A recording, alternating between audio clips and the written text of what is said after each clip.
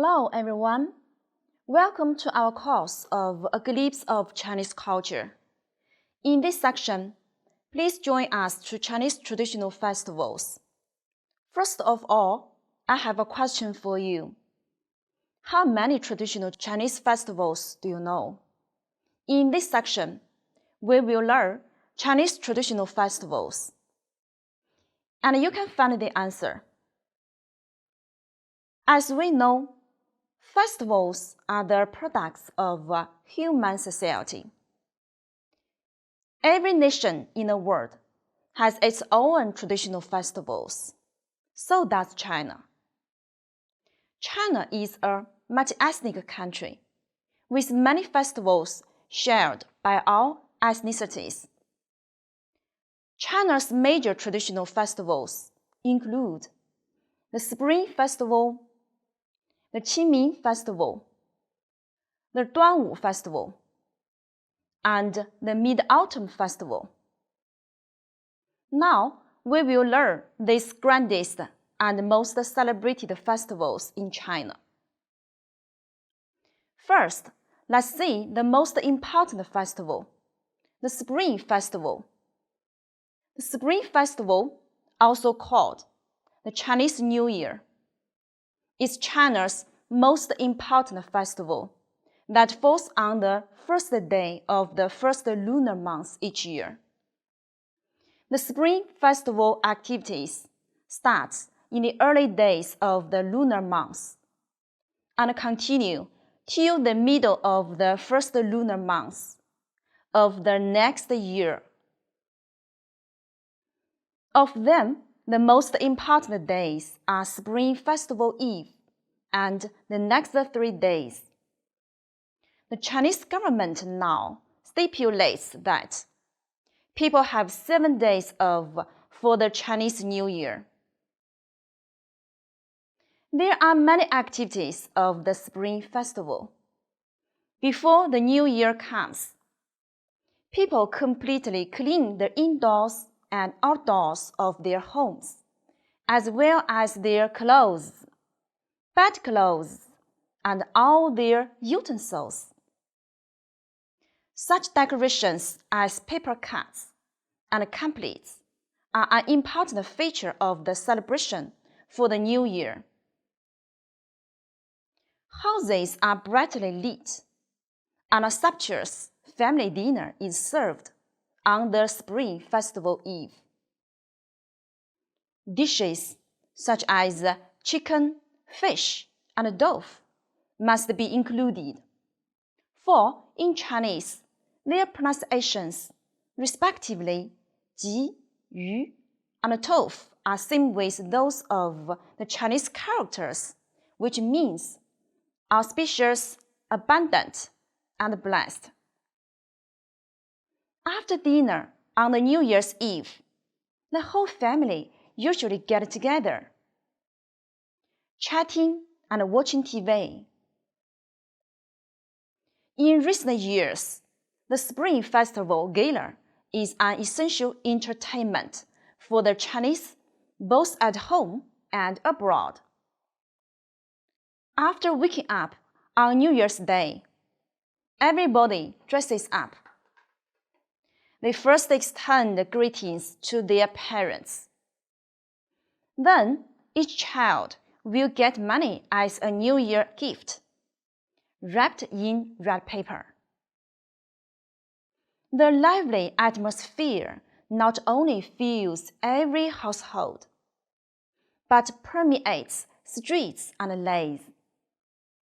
Activities such as lyre dancing, dragon dancing, and temple fairs are held for days.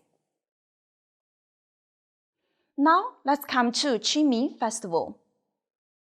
The Qingming Festival is a day for mourning the dead. It is one of the 24th seasonal division points in the lunar calendar, falling on 4 to 6 April each year. After the festival, the temperature rises and rainfall increases in readiness for spring plowing and sowing. Do you know the custom of Qingming Festival? The major custom of the Qingming Festival is tomb sweeping.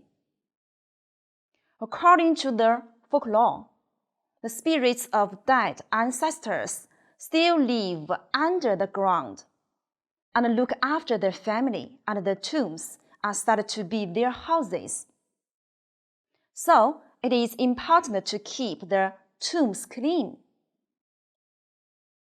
On this day, people visit their family graves to remove any underbrush that has grown.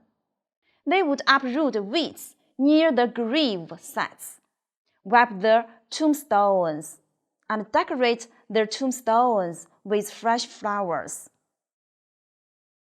And then they will set out offerings of food and paper gifts, which include paper money, houses, furniture, household, electric appliances, and so on.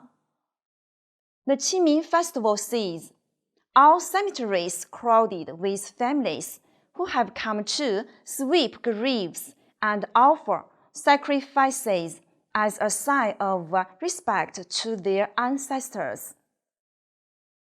The Qingming Festival is also known as an occasion for such sports activities as kite flying, playing on the swing, and spring outing.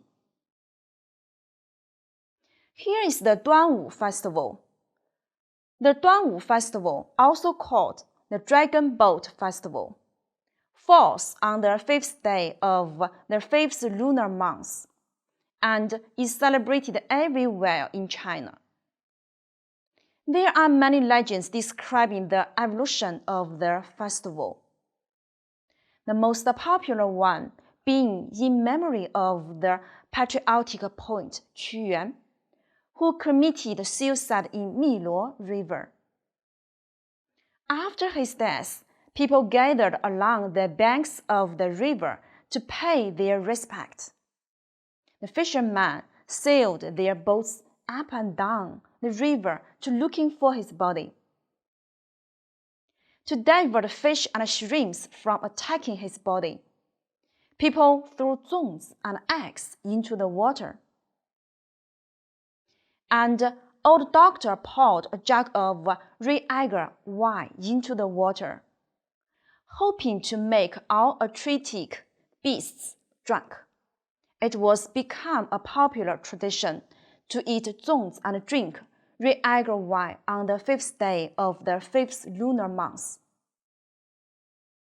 It is also a custom to hang warm wood and carry fragrant pouches made of pieces cloth with colored silk threads. All these have a common purpose: to keep evil spirits away. Dragon boat racing is an indispensable part of the festival, held all over the country. The boats are dressed up as dragons and raced, the purpose being to tame the dragons believed to be alive in the rivers and responsible for causing floods. It has developed into a sport featuring both Chinese tradition and modern sporting spirit. Finally, let's come to see another important festival, the Mid-Autumn Festival. It falls on the 15th day of the 8th lunar month. The legend says that the moon is at its brightest and roundest on the day. This festival is associated with the legend of Chang'e and her rabbit living on the moon. Since the 15th day of the 8th lunar month is in the season, which crops and fruits ripen, and the weather is pleasant, on the day family members or friends meet outdoors with food on tables and appreciate the full and bright moon. The special food for this festival is moon cake, a round-baked cake with fillings in it. Do you know the implication of the round shape? Yes, the round shape of mooncake represents family reunion. Well, today we have learned 4 traditional festivals. Do you remember? Yes, the Spring Festival, the Qingming Festival, the Duanwu Festival, and the Mid-Autumn Festival. That is the end of this section. Thank you for joining us. And I hope you can enjoy your journey of Chinese culture. See you next time.